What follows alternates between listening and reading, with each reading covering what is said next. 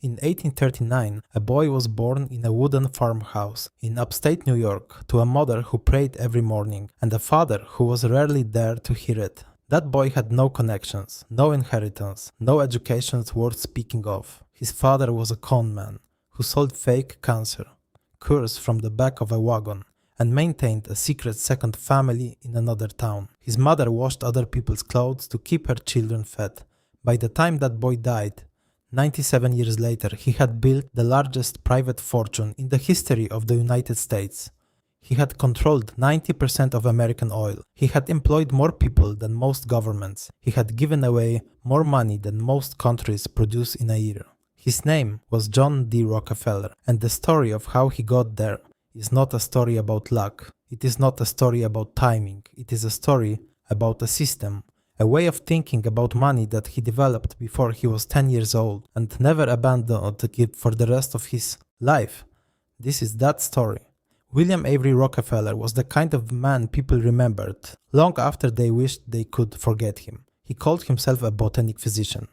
He traveled from town to town across rural New York and Pennsylvania with a wagon full of bottles and a voice full of promises, cancer cures, liver tonics, remedies for ailments that had no name. He charged what the market would bear and moved on before anyone could verify the results.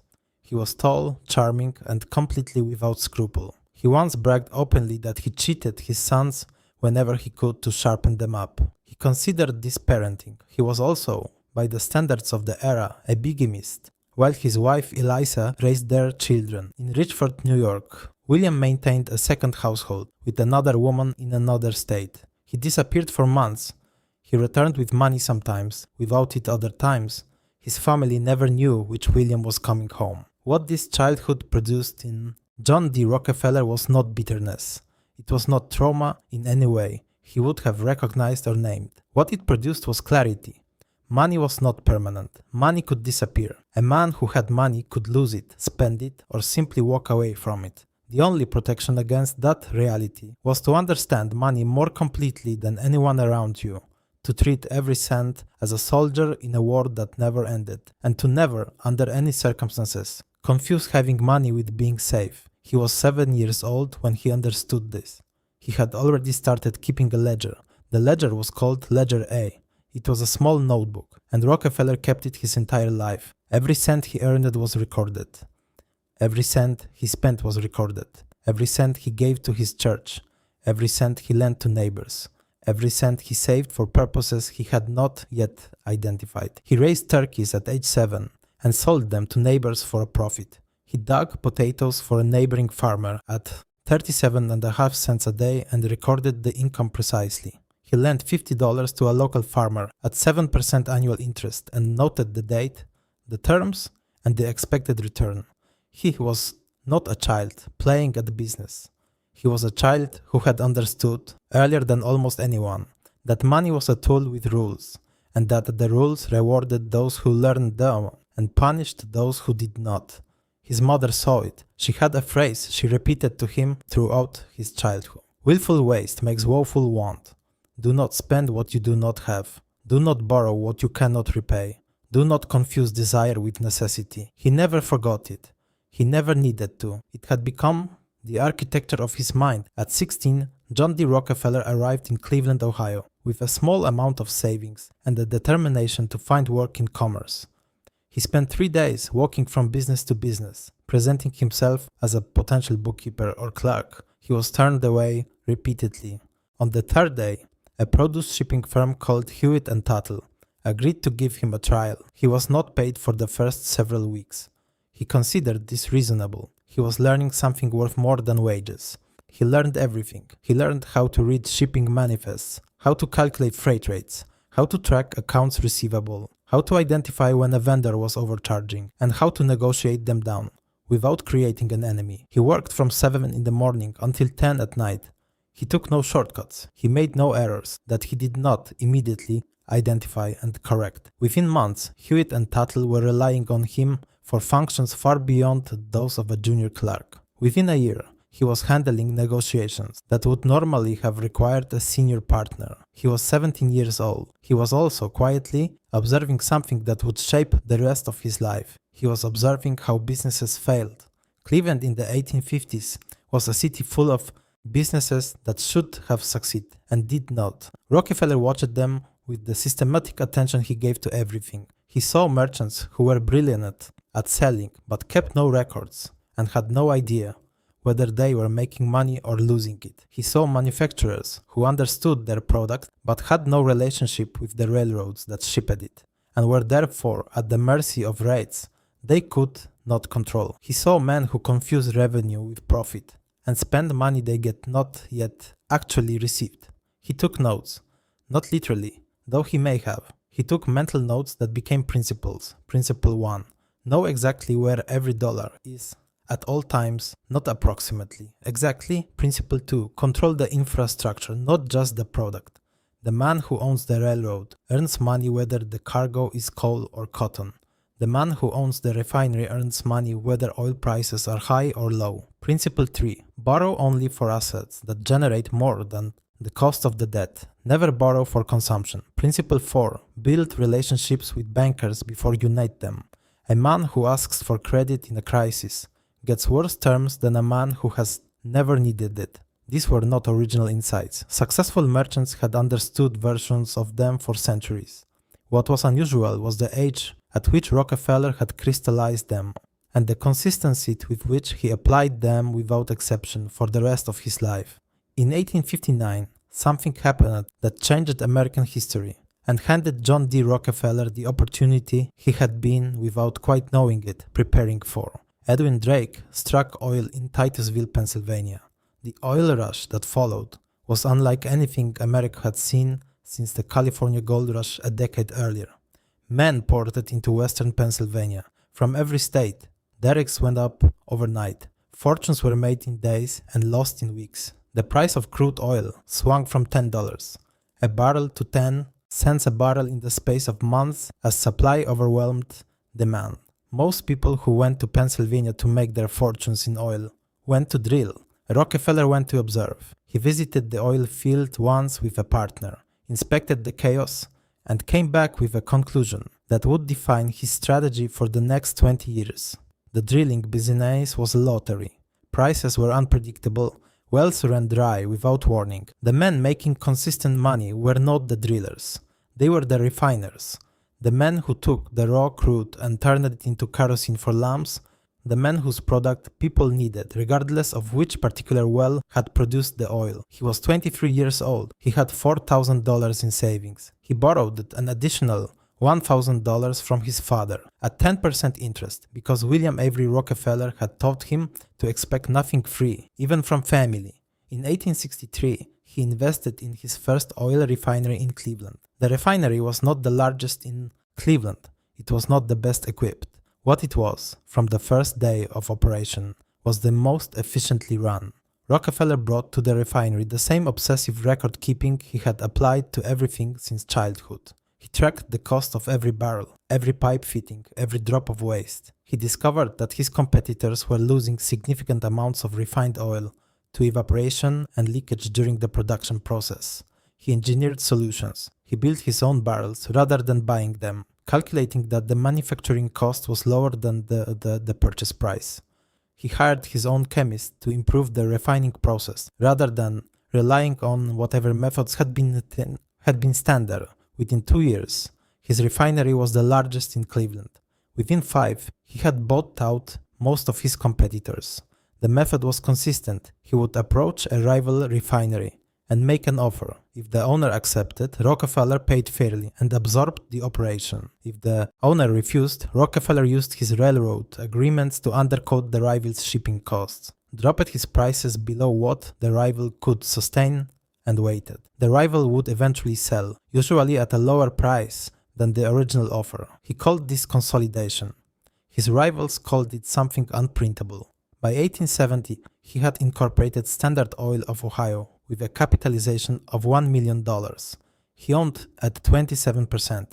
He was 30 years old. The railroad agreements were the mechanism that made everything else possible. Rockefeller understood with a precision that his competitors never matched, that the cost of shipping oil was as important as the cost of refining. A refinery that could ship oil for 50 cents a barrel had a structural advantage over one paying $1, regardless of how efficient the refining process was. He negotiated with the major railroads for rebates and secret discounts on his shipping rates in exchange for guaranteed volume.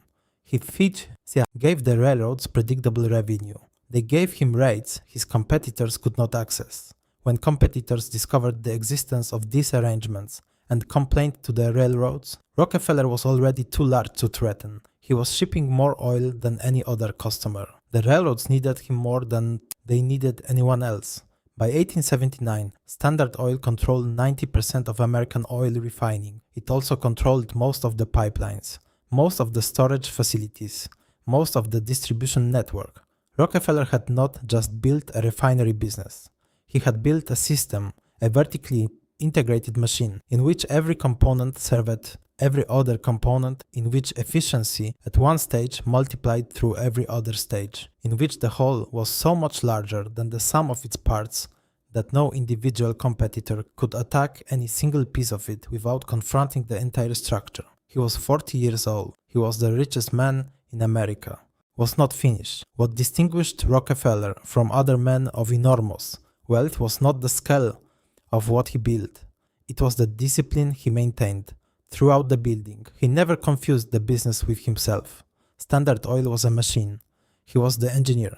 Engineers did not develop emotional attachments to machines. They measured performance, identified inefficiencies, and made adjustments without sentimentality. He paid himself a modest salary. He lived in a house that was comfortable but not ostentatious.